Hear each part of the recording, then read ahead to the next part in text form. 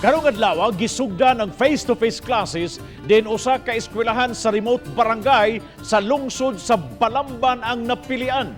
Gihangop sa Kabagdalan Elementary School ang limitadong physical appearance sa mga tinunan. Samtang gipaniguro sa kadagkuan sa Department of Education nga mapatuman ang minimum health protocol. Ani ang report. Tungod sa ilang kahinam, sayo kaayo ang mga tinunan kauban ang ilang mga ginikanan sa pag-adto sa Kabagdalan Elementary School. Sa katapusan, nakita na nila ang gikamingawan nga tunghaan ug ang mga naandan nga gihimo sa wa pa moigo ang pandemya. Aron masunod ang minimum health standard, adunay mga division nurse nga nagatang. Step by step ang proseso diin gipahuga sa kamot ang mga bata o ginikanan. Gikuhaan og temperatura, gipapirma ang ginikanan sa health declaration form ug dayon gitunulan sa module ang mga estudyante. Samtang bitbit ang mga balon, gi-welcome sa mga magtutudlo ang ilang mga tinunan. Welcome back to school! Sa school pathway, adunay mga marker nga tamdanan sa distansya sa mga bata ngadto sa ilahang classroom. Ang grade 3 pupil nga si Scarlett miangkon nga gimingaw siya sa iyang eskwelahan busa nagpasalamat nga naapil sa face-to-face. Ingon usab nini ang gibati sa kauban niyang mga tinunan. Sa may mensahe nimo sa imong ika-ingon nga nakabalik na ka face to face. Kay malipayon kay ko So makakaton yun. para makakaton kay para mo-grow na ko. Gusto na gid ko na mag face to face na gid. Kumusta man diay sa balay? Laay, Kay kura usa. Inay sa gawas sa sulod sa classroom nagihimo ang pagkanta sa nasudnong awit ug ang opening exercise.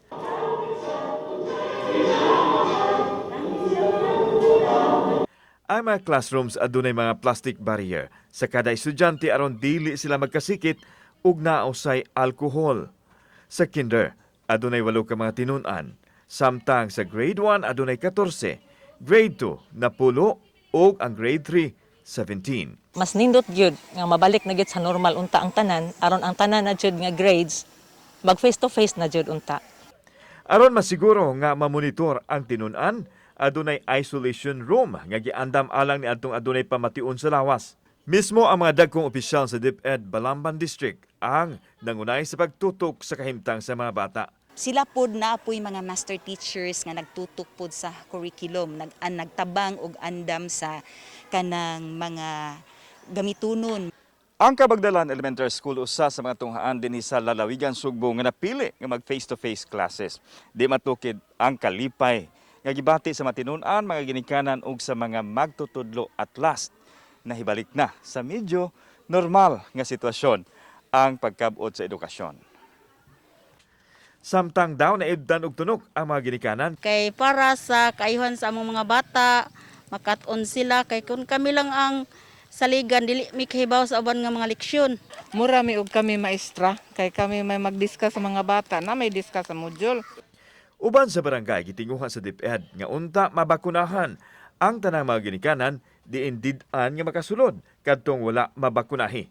Hinoon dito lang sila pwede maghuwat sa gawa sa eskwelahan. Ang barangay Kabagdalan adunay kapin sa 700 ka mga mulupyo ug walay natalang kaso sa COVID-19 sukad sa pagsugod sa pandemya. Maong napili ang ilang tunghaan nga mag face-to-face classes. Saktong information ng mga parents tungod kay daghan pod nga mga fake news nga nanggawas regarding sa vaccination nga which is nakahatag og kahadlok pod sa mga parents ug sa uban nga mga tawo diri sa mong barangay. Kauban si Cleofer Lumayag, ako si Alan Domingo. Balitang Bisdak.